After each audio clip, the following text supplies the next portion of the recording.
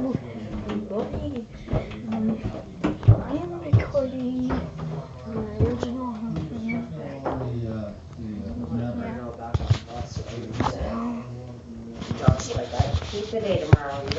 Again, that is mom. That is mom. Yeah, like Kara after we did this. And again, that is Paula. And that is Tyler. He looks like the devil. That's Dad. Cliff said to me, "We've got company. Here they It's come." just a recap, Dad. Armed officers. Ruru was over there. Again, she's tired. And there's Tartar. Where are you walking, Dad?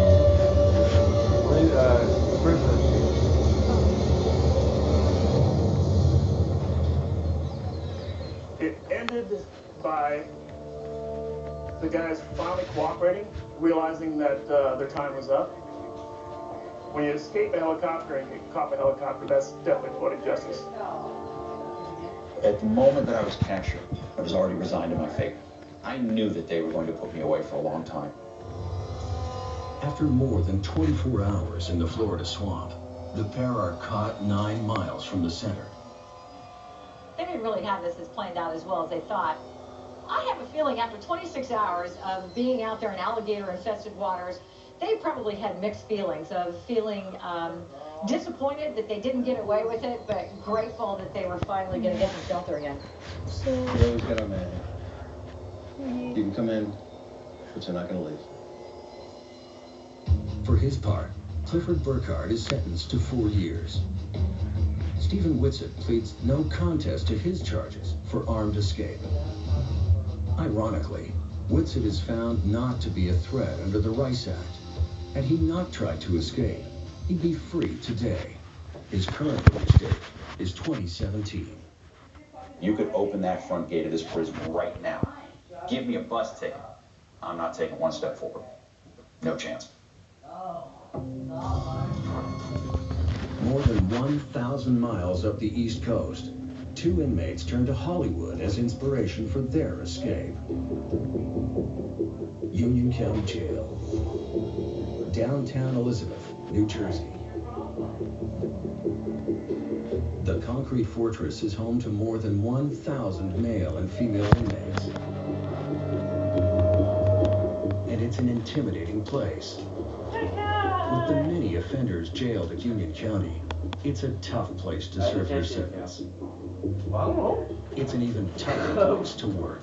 what? There's intense pressure being locked up with dangerous Wait, people what? on an ongoing basis. At our facility, we house every type of inmate, everybody from a parking ticket up to murder. We have a lot of psych inmates, so we're dealing with that also. There's a lot of kooks around here. In 18 years, Union County Jail has never seen a successful escape. But that doesn't stop prisoners from trying. Every correction officer should know that at any time, these inmates possibly could escape. 32-year-old Otis Blunt is an alleged armed robber. Housed in maximum security, he's being held on suspicion of shooting a store manager. Otis Blunt had a prior criminal history. He had been arrested for previous crimes, So, so this yeah. was not his first time being incarcerated. I'm sorry for the Blunt claims he's innocent, but fears he's about to go down for up to 20 years. As he sees it, his only way out is breaking out. Needing help, he ropes in his next-door neighbor. Facing a 17-year stretch, 19-year-old Jose Espinoza readily agrees.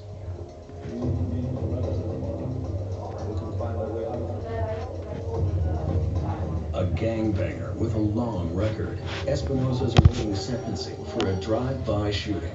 He had prior criminal history. He was a known member of the Bloods gang, and he was also an illegal alien. Both He's are not an caged alien. in the maximum security wing. making escape even harder. That's when they're But illegal, Blunt they and call them Espinosa aliens. form an unlikely team, and they're determined. They were neighbors. They had the cells right next to each other, so it was easy for them to communicate and form a plan of escape. You know, they had nothing but all day to do that.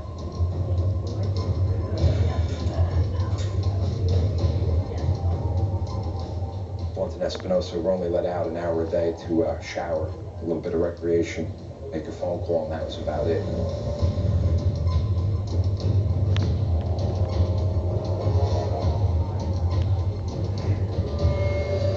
The plan Blunt comes up with is right out of a movie script. They know if their escape fails, there'll be no sequel. Surrounded by armed guards and sealed in a concrete bunker, escape won't be easy for Otis Blunt and Jose Espinosa. But through a window in his third-floor cell, Espinosa notices a small adjoining roof. Mr. Blunt previously attempted to escape, and it was his intent to move up to that floor so that he could make an attempt to escape. Blunt comes up with an ambitious and brazen plan. He will tunnel through the wall separating his cell from Espinosa's, while Espinosa will bust through the exterior wall and out onto the roof. If they can reach the roof, it's a death-defying 30-foot drop to a razor wire fence. Once over, a new life. Blunt's trial is just weeks away, so he needs to get out now. Mr. Blunt had been involved in construction. He was familiar with concrete blocks. Blunt steals a towel hook and flattens it to dig out the mortar between the concrete blocks in their cells. After dark, when there's much less chance of being caught, they take turns chipping and scraping. Somehow, one of these inmates were able to get that instrument and bring it in his room.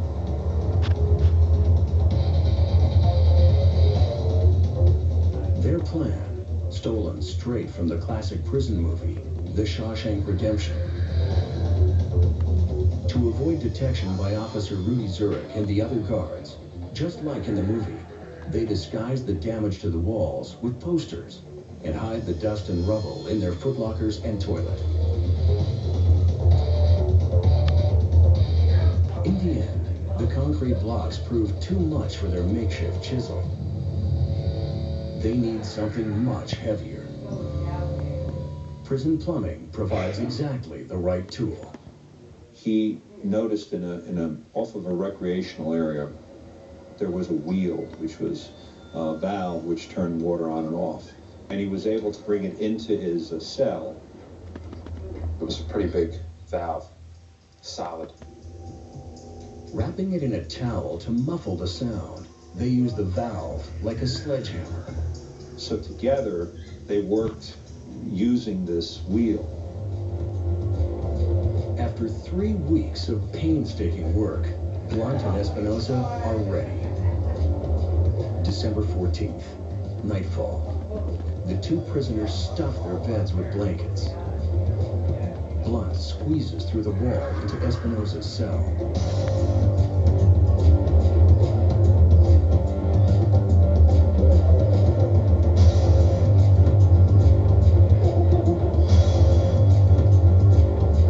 Then, with one last hit, Espinosa busts through to the roof.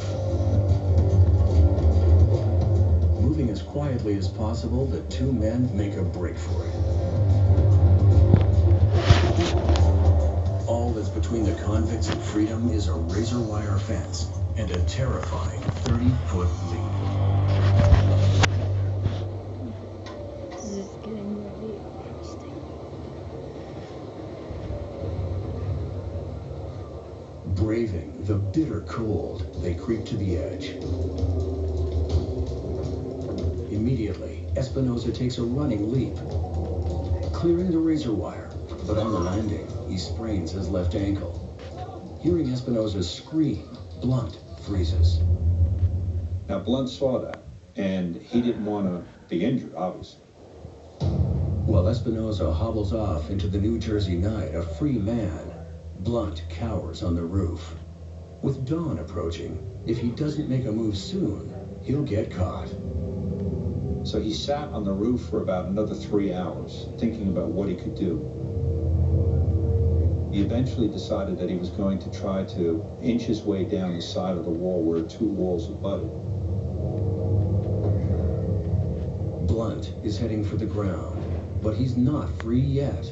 To get out, he still needs to clear the perimeter fence topped with razor wire. He injured himself slightly at that point in time, but he got over the fence. Incredibly, it's not until 5 o'clock the next night, 20 hours after the escape, that Officer Rudy Zurich realizes something is wrong. At that point, Rudy says to me, "Crack number 10." So I hit the button. And I should have known something was up. I walked into the area next to Rudy, and I said, "What's the matter? What's going on?" He said, "It's a roll in the bunk." I said, "What do you mean a roll in the bunk?" He walked up to the bunk, where it appeared to be a human being sleeping, and he pulled the cover off the bunk, and that's where we saw the dummy. Holy heck did this happen? Both of these individuals were considered dangerous. They were in a city where there were thousands of citizens. We consider escape from jail or prison a high priority. We try to get those people, back in custody as soon as possible. The media quickly runs with the story. In New Jersey, a dramatic prison break right out of the movie The Shawshank Redemption. 2 inmates scraped away at a cement block, then covered up holes with photos of bikini-clad women. In an astonishing twist, the fugitives leave a taunting thank you note, suggesting the officer in charge of their section, Rudy Zurich, helped them escape. Once the note became public, Rudy was absolutely humiliated. I think they were mocking him. It's like, "Hey, let me show you my middle finger. This is how much, you can keep me in this jail." Under the media spotlight, the pressure on Officer Zurich is unrelenting. And on January 2nd, 2008, 19 days after the escape, it proves too much. I received a phone call, and that's when I was notified that Rudy had shot himself in his house. The corrections officer leaves behind a grieving widow and a 4-year-old daughter. Wait, who's Rody? Later, investigators clear Zurich. Like, is that the Espinosa one? No, it's a guard. Oh.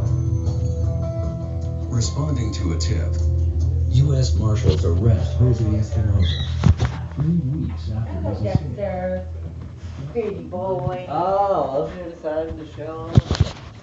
Yeah, I showed up to your redhead. Redhead party? It's going really dark now. But I'm like it.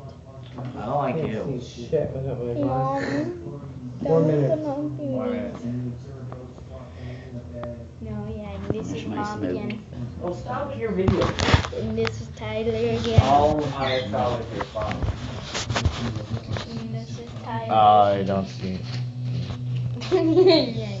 Relax, just come And diabetic review. Diabetic car. Not diabetic car.